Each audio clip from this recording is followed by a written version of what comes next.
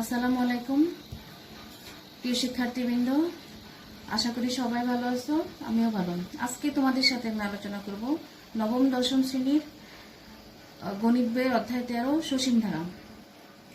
আচ্ছা, আমরা প্রতিদিন অনেক কাজ করি, ছোট বড় অনেক কাজ করি। এই কাজগুলির মধ্যে কিছু কিছু কাজ আছে আমাদেরকে বিভিন্ন প্যাটার্নে সাজাতে হয়।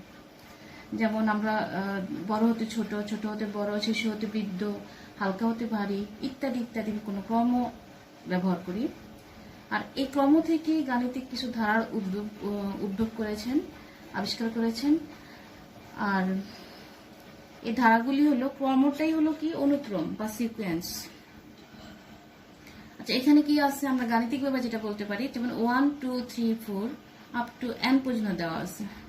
যেমন 1 2 3 4, তারপরেরটা কি হবে আমরা সহজে বলতে পারি 5 হবে, পরেরটা কি হবে 6 7 8 9। তাহলে এই যে ক্রমটা, তারপর এখানে 2 4 6 8, তাহলে 2 জোড় সংখ্যা, 4 জোড় সংখ্যা, 6 জোড় 8, তারপরে নেক্সট কি হবে সেটা আমরা বলতে পারি যে নেক্সট হবে 10।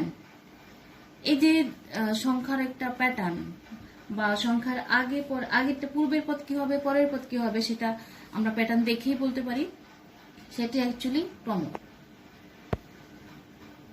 তাহলে এখানে যেমন, তাহলে ক্রমটা আমরা কি বলতে পারি, কতগুলি রাশি একটা বিশেষ নিয়মে ক্রমান্বয়ে এমনভাবে সাজানো হয় যে প্রত্যেক রাশি তার পূর্বের পদ ও পরের পদের সাথে কিভাবে সম্পর্কিত তা জানা যায়। আর এভাবে সাজানো রাশিগুলির সেটকে বলা হয় অনুক্রম।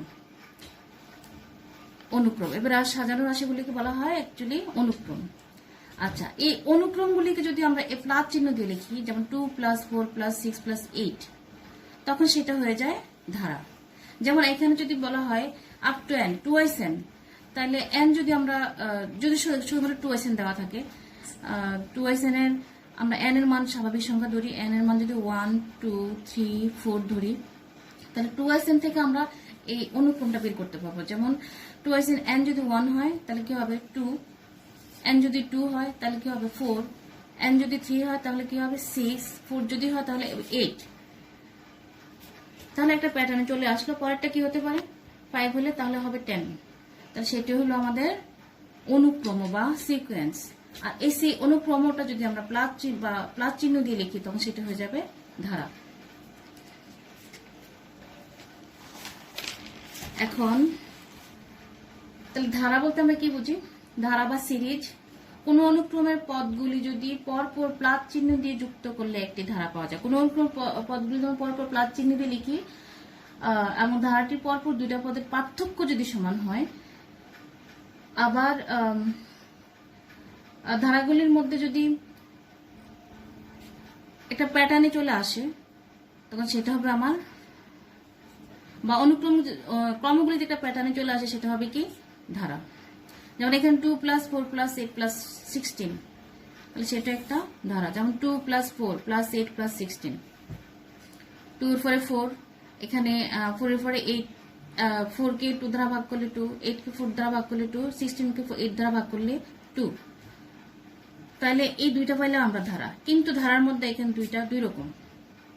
একটা হলো কি 4 থেকে 2 বিয়োগ দিলে আমরা 2 পাই, 6 থেকে যেমন দ্বিতীয় পদ থেকে প্রথম পদ বিয়োগ দিলে 2 পাই। পরপর দুটি পদের মধ্যে দ্বিতীয় পদ থেকে প্রথম পদটা বিয়োগ দিলে তার ডিফারেন্স অলওয়েজ 2 হয়। আর এখানে পরপর দুইটির মধ্যে দ্বিতীয় পদকে প্রথম পদ দ্বারা ভাগ করলে তাদের ডিফারেন্স 1 হয়, বা ভাগ করলে ভাগফল 2 হয়।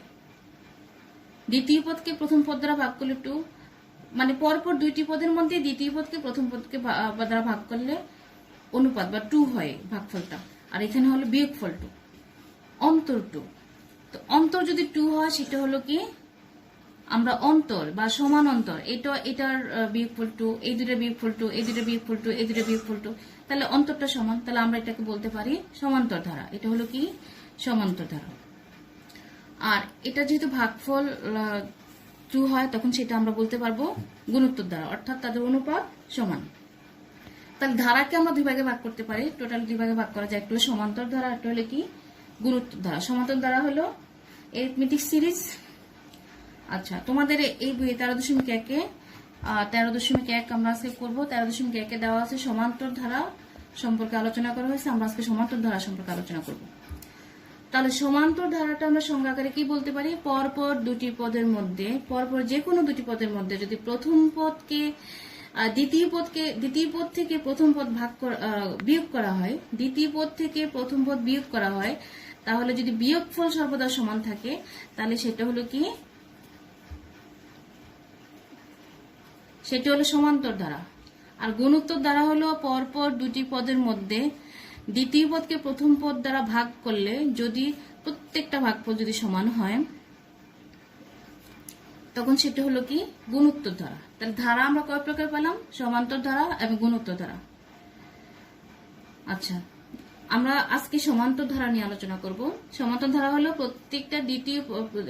প্রতি দুইটা পদের মধ্যে দ্বিতীয় পদকে প্রথম পদ দ্বারা দ্বিতীয় পদ থেকে প্রথম পদ বিয়োগ করলে যদি বিয়োগফল সর্বদাই সমান থাকে তখন সেটা হলো কি? সমান্তর ধারা।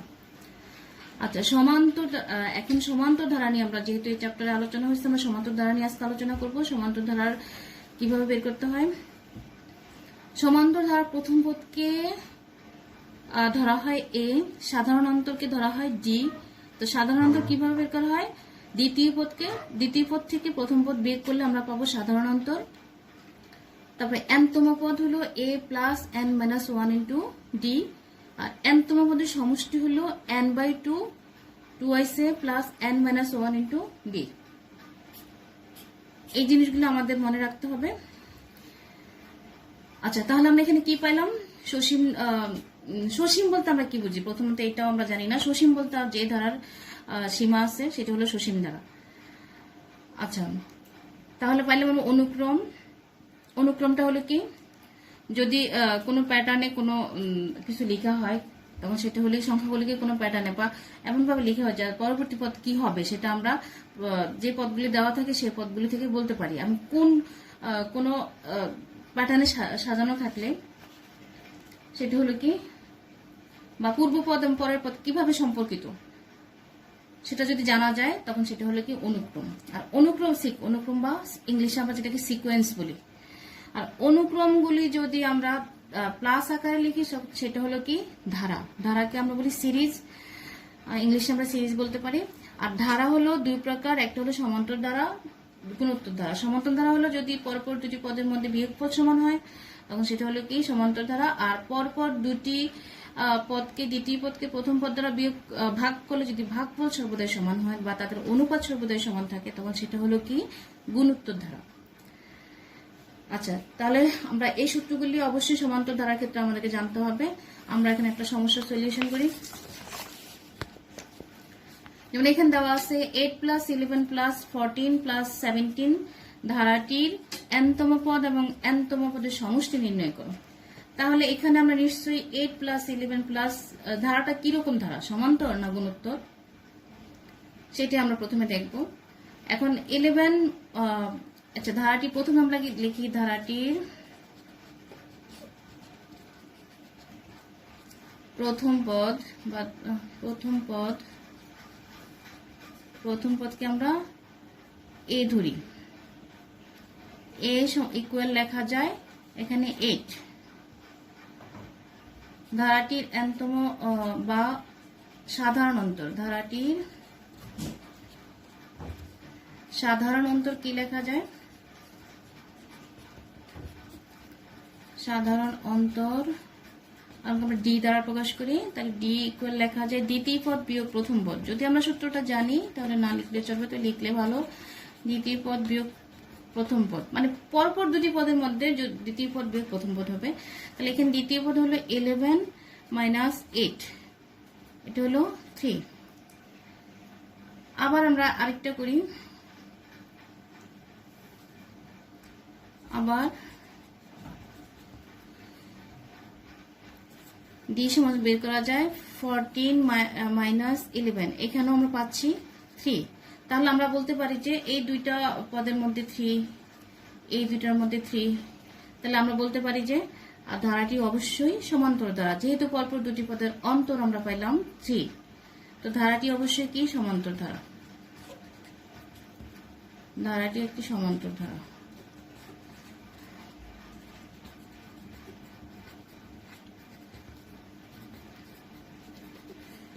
আচ্ছা, এবার সমান্তর দ্বারা আমরা প্রথম পদ পেলাম a ইকুয়াল 8, d ইকুয়াল 3। আমাদেরকে বের করতে বলছে ধারাটির n-তম পদ। আমরা এখন n-তম পদ বের করি। সুতরাং সমান্তর ধারার আমরা জানি, আমরা কি জানি, আমরা অবশ্যই এটা জানতে হবে। আমরা জানি সমান্তর ধারার n-তম পদ।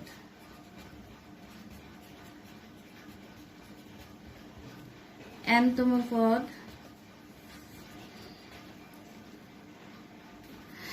a plus n minus 1 into D.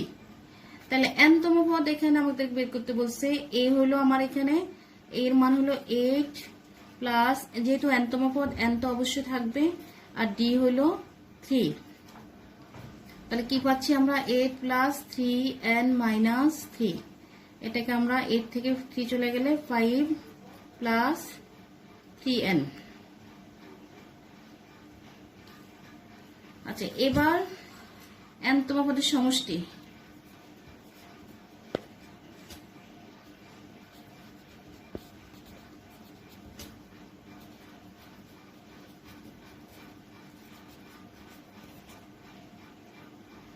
n-তম পদের সমষ্টি হলো, সমষ্টি সূত্র আমরা কি জানি, n/2 2ic plus n minus 1 into D. তাহলে n হলো আমার, n তো থেকে যাবে কারণ n-তম পদ বের করতে বলছে।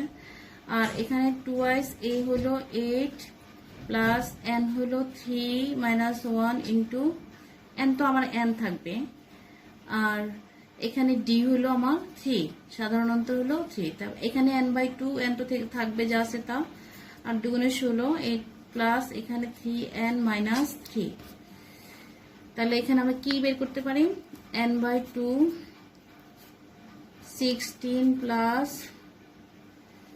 16 থেকে, এটা আমরা মাইনাস করে দিতে পারি, 16 থেকে 3 গেলে এখানে 13 থাকবে, 13 প্লাস 3n।